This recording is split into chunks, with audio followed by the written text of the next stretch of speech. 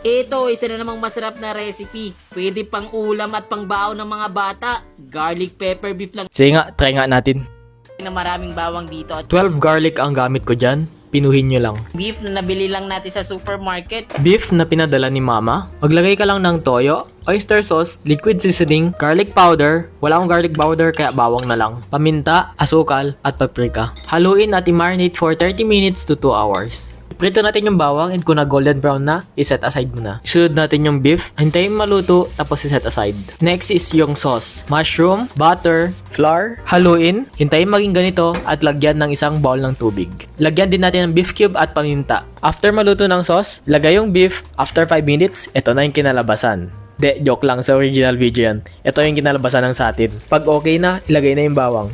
Garlic pepper beef, 6 out of 10. Siguro madami lang bawang, kaya ganun. Kung konti yung bawang, baka 8 or 9.